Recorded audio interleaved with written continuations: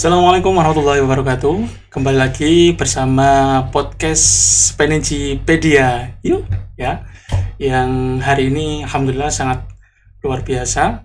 Kita kedatangan tamu yang begitu istimewa, yang mana tamu ini dari lembaga yang mendukung dan membantu salah satu program dari sekolah kita di SMP Negeri 1 Unpeci. Tanpa panjang lebar, langsung saja kita perkenalan dengan tamu istimewa kita. Monggo Ustazah, dari Ustazah dulu. Dari saya, perkenalkan, nama saya Diah Fitriatus Solihah dari Lamongan. Dari Lamongan, alhamdulillah. Siti Maria Marahayaan dari Maluku.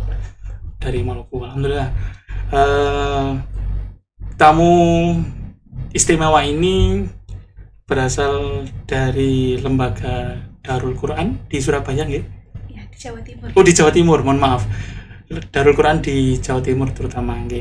Di mana lembaga ini menaungi kegiatan tahfidzul Quran terutama di lembaga-lembaga sekolah.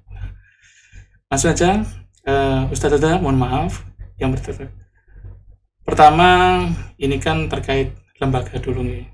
Latar belakang dari lembaga Darul Quran itu bagaimana? Mungkin bisa dijelaskan singkat secara sejarahnya bagaimana? Kalau Darul Quran sendiri itu sebuah yayasan Nusantara. Jadi namanya Yayasan Darul Quran Nusantara. Oh, gitu ya. Tahun lahirnya 2003, mohon maaf. Oh, 2003. 2003. Kemudian kami mendapat amanah itu di program tahfidz dengan rekor muri dari 15 negara. Kita menjadi 3 yang terbaik di program tahfidz dunia. Track recordnya sudah terekam mungkin di YouTube dan di Google udah banyak untuk Darul Quran di rekor muri tersebut. Kemudian di 2015 kami mempunyai lembaga penjaminan mutu yang mana itu tugas kami untuk mensertifikasi dan menjawab urgensi dari program tahfidz. Karena di Darul Quran bukan bicara tentang setoran dan menghafal, tapi ada penjaminan mutu dari guru ataupun siswa-siswi ataupun santri. Jadi kami mengawal betul karena ada urgensi 7 dari 10 muslim di Indonesia itu yang belum bisa baca Quran secara kompeten. Gitu ya. Baik, terima kasih. Sangat mulai sekali dari penjelasan berdirinya lembaga Darul Quran, kemudian tujuannya tadi tidak hanya berupa setoran hafalan tapi juga sertifikasi juga sertifikasinya ini untuk siapa nantinya? Sertifikasi ini kami membuka untuk umum, Ustaz. Jadi tidak hanya untuk siswa-siswi, tapi kami untuk semua pesantren, semua ustadz, kiai pun, bahkan lembaga-lembaga ternama pun kami terbuka untuk umum. Terbuka untuk umum, dengan skema yang kita buat. Oh, begitu. Penjaminan mutu yang kita buat. Itu kita berbicara tentang lembaga. Kalau misalkan individu, perorangan boleh nantinya? Boleh. Karena kita tidak menutup kemungkinan untuk membuka yang ingin belajar itu bukan suatu lembaga, tapi perorangan. Gitu. Baik, terima kasih. Jawabannya ya sangat mulia sekali dari tujuan yang diterapkan dari lembaga Darul Quran tersebut. Berikutnya terkait hafalan, karena ini juga berupa hafalan. Metode apa sih? Ya, metode hafalan yang seperti apa yang bisa diterapkan, baik entah itu karena setiap lembaga itu memiliki individu yang berbeda-beda. Nah, ini metode yang seperti apa yang bisa diterapkan supaya baik anak-anak ataupun orang-orang yang pengen menjadi seorang penghafal Quran bisa diterapkan seperti itu. Monggo, mungkin Ustazahnya. Jadi metode yang biasa kita hafal itu dari bangun, kita yang mau distorkan itu dibaca dulu 10 kali bisa, 5 kali bisa, sampai udah benar-benar udah mengenali ayat-ayatnya, baru nanti dihafal per ayat. Kalau misalnya 2 ayat, kalau sudah lancar lanjut lagi 2 ayat. Oh, gitu. Jadi itu continuous, artinya setiap waktu ada luang kita hafal gitu. Iya. Oh, seperti itu. Bahkan setiap habis bangun tidur kita hafal meskipun 1 ayat 2 ayat. Iya, meskipun. Jadi kalau di Darul Quran sendiri itu target menghafal itu 1 tahun, Ustaz. itu 1 tahun Untuk 30 juz. 30 juz. Iya. Istimewa sekali ya itu. Alhamdulillah itu harus kejar setoran ngebut terus itu ya. Alhamdulillah. Kira-kira dengan metode seperti itu, mohon maaf, di lembaga ustadzah sekalian ini, ada nggak anak-anak yang merasa terbebani dengan misalkan seperti penjelasan panjenengan, ada setiap bangun tidur menghafal setoran 1-2 ayat, kemudian waktu luang lagi ada setoran lagi seperti itu. Ada nggak kira-kira seperti itu? Sejauh ini nggak ada sih, karena masih kan dibaca dulu, nanti kalau sudah hafal distorkan, mundur lagi, dibaca lagi, di ini lagi. Jadi nggak ada yang keberatan sejauh ini. Karena pola pikir yang ditanamkan oleh asatid kita, guru-guru kita itu, kalau nggak belajar ya kita harus tetap mengajar. Jadi 2 skema itu belajar dan mengajar, Ustaz. Gitu. Jadi sebenarnya manusiawi terbesit malas gitu kan. Tapi karena kita dituntut khairu man ta'allama Qur'an wa 'allamahu, itu yang menjadikan kita belajar. Dan disiplin ilmu itu yang harus ditanamkan. Pola pikir yang seperti itu yang awal diajarkan oleh asatid kami, Ustaz. Ya, alhamdulillah. Kalaupun seperti itu ya sangat mulia sekali nih. Di sisi lain banyak santriwan santriwati juga yang diberikan pembekalan seperti itu. Di satu sisi lain juga mungkin punya niatan yang baik untuk menjadi seorang tahfidz Al-Quran seperti itu. Nah, terkait tadi ustaz-ustaz sekalian di lembaga Darul Quran menyebutkan telah bekerjasama dengan berbagai lembaga, mungkin tingkatannya sudah tidak tingkatan kota kabupaten juga ya, sudah provinsi ataupun lintas negara juga mungkin ya. Nah, barangkali saya boleh tahu dong, ini mungkin tingkat Jawa Timur aja sudah bekerjasama dengan lembaga berapa di Jawa Timur provinsi? Kalau kami sendiri itu setiap bulan ada pelaporan, Ustaz, ke Kemenak. Oh, langsung ke Kemenak ya? Jadi misal SMP 1 PJ ini ada program tahfidz bersama kami. Nah itu kita update ke Kemenak untuk pelaporan artinya itu pelaporan tuntas baca tulis Al-Quran. Karena hari ini kalau siswa-siswa tidak ditanamkan dengan program tahfidz itu akan fokus ke program lain dan ngenaknya itu mohon maaf di luar ranah agama. Jadi kita itu selalu update program kami ke Kemenak, ke Basnas, bahkan itu untuk tataran provinsi. Kalau tataran nasional kita udah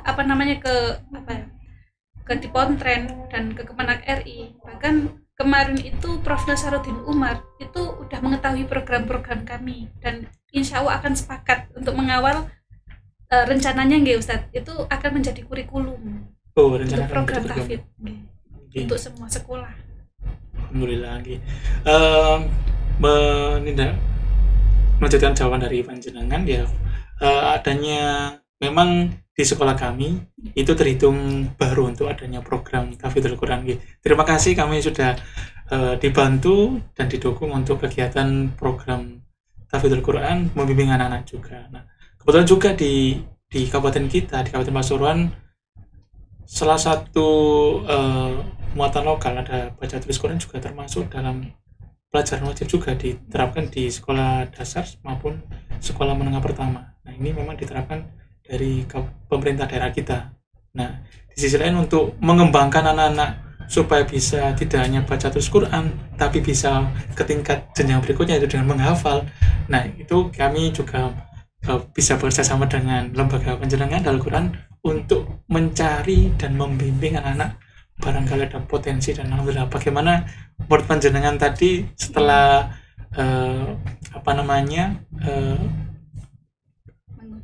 menguji anak-anak.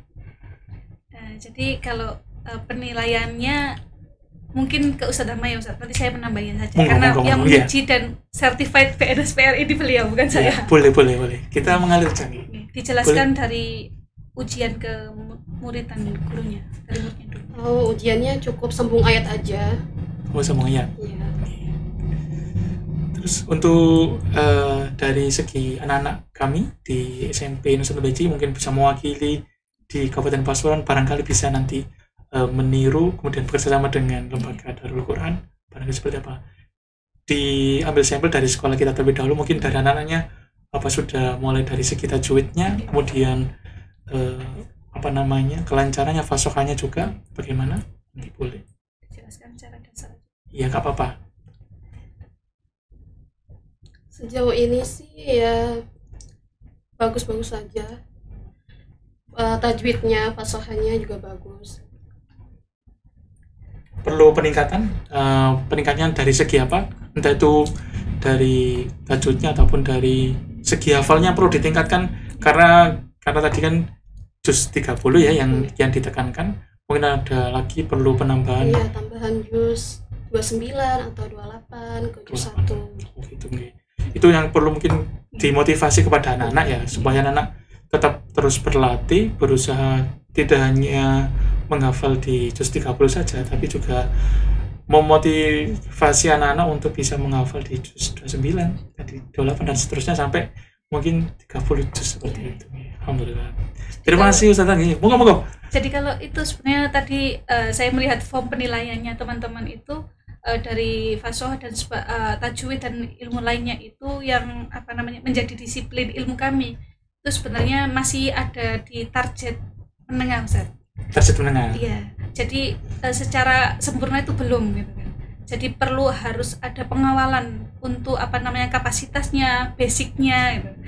Jadi dari fasohahnya itu ada yang kurang, dan emang itu kan PR dari Darul Quran sendiri untuk mendampingi dari program tahfidz tersebut gitu kan, karena kompetensi setiap guru itu harus ada penjaminan itu tadi Ustaz, yang mana itu harus, kalau ilmu Al-Quran itu kan ilmu yang udah eksak, jadi harus emang ditingkatkan, di-upgrade terus menerus.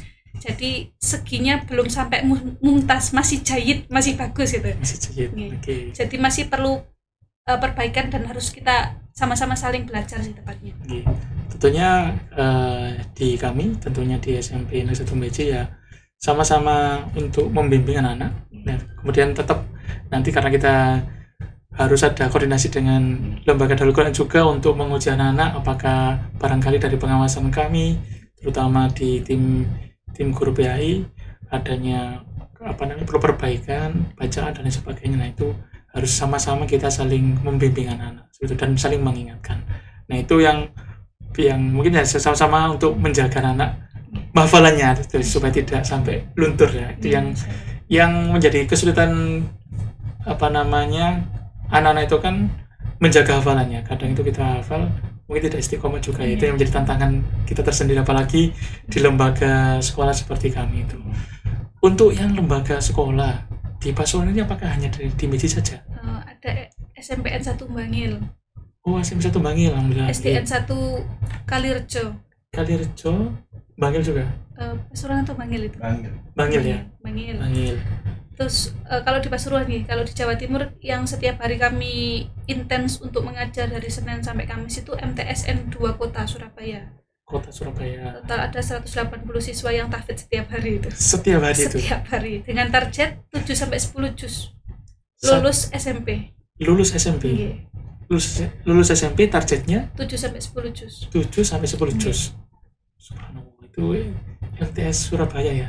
Karena dari kepala sekolah ingin mendapat sertifikasi agar bisa merekomendasikan beasiswa Pemkot gitu. Oh gitu. Ini sangat inspirasi banget ya nanti. Mudah-mudahan di sekolah kita bisa paling tidak targetnya 1 juz paling tidak. Juz 1 lah paling tidak. 1 juz 2 bisa nanti kita targetkan, tentunya dengan bimbingan dari panjenengan dari Darul Quran. Nah, ngomong-ngomong terkait ini kan lagi fenomenanya Gen Z ya, kemudian perkembangan teknologi yang semakin pesat. Di sisi lain anak-anak mungkin banyak yang sudah mulai meninggalkan Quran, meskipun itu ya dengan Quran dan sebagainya, bahkan yang seperti yang di awal tadi ada yang sampai tidak bisa membaca Al-Quran pun, mengenal huruf hijaiyah pun susah. Nah ini bagaimana melihat tantangan yang biasanya dialami oleh panjenengan selaku di lembaga Darul Qurannya seperti itu. Jadi sebenarnya itu ada apa gitu? Ada 3 aspek Ustaz yang perlu kita satukan dulu visi misinya. Aspek orang tua, aspek pengajar, dan aspek yang diajar. Jadi harus ada kolerasi. Orang tua harus tahu, guru harus tahu, dan murid harus tahu. Nah, kalau 3-tiganya ini jalan Ustaz, insya Allah itu mudah. Dan insya Allah itu terstruktur. Karena kalau di Darul Quran sendiri itu kalau kita bicara setoran dan menghafal itu kami udah ada buku yang namanya buku harian, buku mutabaah. Sebagai bukti anak itu hari ini hafalannya berapa, terus sampai apa, catatannya seperti apa. Nah, itu yang akan disampaikan siswa kepada orang tua. Kemudian itu menjadi pelaporan rutin dari guru ke orang tua juga gitu.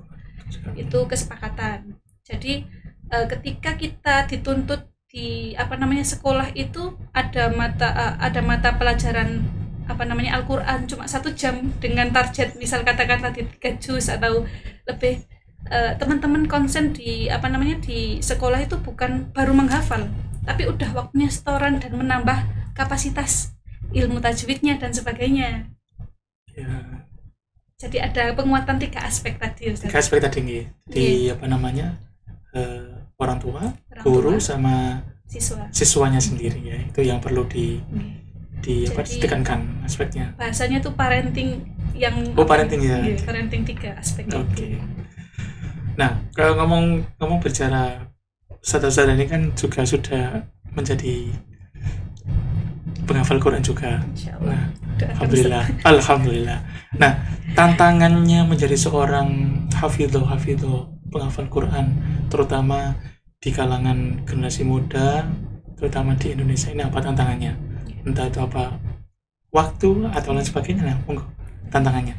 Boleh dua-duanya dijawab? Kalau saya tantangannya ya malas. Terus banyak kegiatan-kegiatan yang gak terlalu yang jadi bikin hafalannya storynya tertunda. Gitu. Jadinya ya, tapi bisa melewati itu semua. Tapi harus dilawan ya, rasa malas harus dilawan karena ada keinginan yang harus dicapai ya, rasa malas harus dilawan seperti itu. Dan kalau dari saya sendiri tuh Ustadz, kalau kita bicara dengan waktu ya, apa bahasa Arabnya? Surat apa? Tentang waktu. Al-Nasrah. 24 jam. 24 jam hari ini itu bagi orang dewasa nih atau dari pendidik itu sangat sedikit ya, Ustadz. Berputarnya waktu 24 jam. Tapi itu akan menjadi waktu yang lama jika kita tidak mendidik anak didik kita itu menjadi waktu yang bermanfaat. Karena 24 jam itu kalau nggak kita isi dengan kebaikan ya akan terisi dengan yang buruk gitu. Rasanya seperti Ustadz. Jadi kalau penguatan kita kenapa kok disiplin ilmunya di teman-teman program tahfidznya Darul Quran itu sangat seperti itu ketatnya, itu karena kita emang harus memfullkan melengkapi 24 jam itu dengan kebaikan. Artinya ketika kita udah ada di panggung itu siap untuk tanding bahasanya gitu Ustaz. Jadi 24 jam itu waktu yang emang harus kita isi dengan kebaikan, dan salah satu kebaikan itu Al-Quran dan yang pasti gitu. Nah, ini loh anak-anak ya, siswa SMP Negeri 1 Beji khususnya dan umumnya siswa yang ada di Kabupaten Pasuruan, tantangan yang dihadapi ya menjadi seorang penghafal Quran, dan yang pengen menjadi penghafal Quran kedepannya, nah harus disiapkan, jangan sampai males, setorannya harus dilawan malesnya, seperti itu Ustaz Anggi. Nah, kemudian terkait hafalannya, kita kan hafalan mungkin konvensional ya, artinya biasanya bahasa istilahnya setoran itu murojaah setoran. Setoran. Beda. Kalau setoran itu kita menambah ayat kita, yang nyimak. Kalau lalaran itu mengulang dari 1 sampai 30, kemudian dilanjut lagi gitu, mengulang. Adakah teknologi yang membantu terkait entah itu hafalan, setoran, apa hanya datang ke asatidnya dihadapkan, kemudian kita membacakan, atau ada teknologi lain untuk membantu hafalannya seperti itu? Kalau kita kan sebenarnya generasi yang harus melek media. Iya. Sementara menjamu guru-guru kita itu secara teknologi itu kan masih ikut ulama yang terdahulu ya. Nah, itu kami membiasakan untuk kita on live di Instagram, di YouTube, kita kasih referensi hal tersebut kepada santri-santri, yang mana teman-teman itu ketika dihadapkan live itu udah nggak grogi, udah pede di mic untuk menyampaikan hafalan dan mengutarakan suara dengan lantang Al-Quran 1 juz 2 juz itu pede tuh kita ajarkan. Live streaming itu seperti ini. Jadi nanti kamu misalnya kalau nggak belajar dengan kokoh public speakingmu itu nanti kamu dilihat orang umum gitu kan. Jadi kami mencontohkan hal yang sederhana Ustadz yang bisa kita replikasi di media lain. Sebenarnya kalau untuk penguatan murotal atau apapun itu kembali lagi kepada masing-masing dari santri. Tapi untuk yang kita pastikan teman-teman itu bisa pede tampil di media apapun, itu kami ajarkan, tasmi itu seperti ini, kalau live itu seperti ini. Jadi teman-teman itu dihadapkan media apapun itu harus siap. Mungkin seperti podcast yang dadakan seperti ini. Itu harus siap teman-teman itu. Jadi penguatan kapasitas pribadi lah, untuk di public speakingnya, untuk di mahorijul belajar Al-Qur'annya yang emang harus cekat dan pekat gitu. Ibaratnya pemanfaatan teknologi dalam proses menghafal Quran ini sebagai sarananya ya nanti ya, sarannya untuk berbagi ilmu, untuk belajar kedepannya seperti apa bacaan tajwidnya seperti itu. Cukup menarik karena ini juga perkembangan teknologi yang sangat pesat juga nih. Kemudian ini yang perlu diperhatikan ya, perlu diperhatikan dan perlu dicatat oleh para siswa-siswi SMP Negeri 1 Mbeci dan seluruhnya khalayak umum. Tipsnya ini ya, tips agar hafid dan hafidah ini tetap menjaga hafalan supaya tidak mudah lupa, tidak mudah luntur, ini bagaimana? Monggo, bagaimana caranya? Yang paling pertama itu takridoannya guru yang sudah pernah kita setoran hafalan sampai selesai. Terus tetap menjaga atau enggak tuh tetap mengulang hafalannya tiap hari, kalau bisa tiap hari ya, diulang-ulang. Dan punya jurnal ya, ada jurnalnya juga jurnal ya, kegiatan itu setiap hari jurnalnya, setiap hari. Nah ini perlu dibagikan nanti. Ada lagi selain jurnal, kemudian latihan lagi. Kalau mindsetnya teman-teman itu bukan one day one ayat Ustaz, one day one Al-Quran Ustaz. One day one Al-Quran. Jadi apapun itu tetap ingat gitu loh, walaupun dalam skema sholat ataupun berdoa itu tetap Al-Quran yang kita jaga gitu. Dibawa ke sholat misalnya setoran-setoran hafalannya itu, jadi agar tetap ingat terus. Nah itu tadi tips-tips yang sudah diberikan sama ustadzah dari Darul Quran. Semoga nanti bisa menambah motivasi bagi kalian yang saat ini yang sudah menghafal luntur, sudah mulai lupa. Nah ini coba pakai jurnal ataupun lain sebagainya supaya nanti hafalannya semakin bertambah. Seperti itu nih saudara. Terakhir sudah mohon maaf ini karena didadakan ya podcastnya ini ya, mungkin kesan-kesannya ustadzah di lembaga kami dengan siswa kami bagaimana. Kemudian untuk kesan-kesannya, pesan-kesannya boleh disampaikan kepada khalayak umum terkait generasi muda ini bagaimana harus berpegang teguh pada Al-Quran dan begitu bangganya kalau sampai bisa menjadi penghafal Quran. Seperti monggo pesan-kesannya. Kalau saya pribadi sebagai orang yang mengawal program ini Ustaz ya, itu sangat kita harus selalu memaklumatkan ya. Kalau misal orang ingin belajar berarti kita harus siap untuk mengajari. Begitupun di SMP 1 BJ ini gitu kan. Jadi ketika ingin program tahfidnya lebih baik, suatu pencapaian yang mulia itu ketika ada guru pengen belajar. Itu yang belum ditemukan di mana-mana gitu. Maksudnya dalam kutip ini program Al-Qur'an, dan dari guru-gurunya SMP 1 BJ siap untuk dites hafalannya, cara bacanya, bukan hanya muridnya gitu. Kalau sekolah lain kan mungkin mohon maaf butuh sertifikat buat sebagainya, itu hal yang biasa bagi kami. Tapi kalau ini gurunya yang harus di-upgrade, ini gurunya yang harus dikembangkan, itu suatu hal yang besar dan kami apresiasi sekali gitu. Karena mohon maaf, kadang orang itu kalau udah punya label guru itu nggak mau belajar lagi gitu kan, apalagi definisinya Al-Quran ini. Jadi suatu penghormatan ya bagi kami kalau dari gurunya ingin di-upgrade, mau belajar, dan itu dari awal, dan mohon maaf tidak gengsi. Bahkan yang mengajari itu mungkin lebih muda dan jauh lebih muda, dan kami pun sangat sebenarnya, walaupun kami takut gitu kan yang adik-adik kami ini, tapi kan secara standarisasi mampu gitu kan. Tapi itu suatu yang tidak biasa gitu dan patut diapresiasi sekali.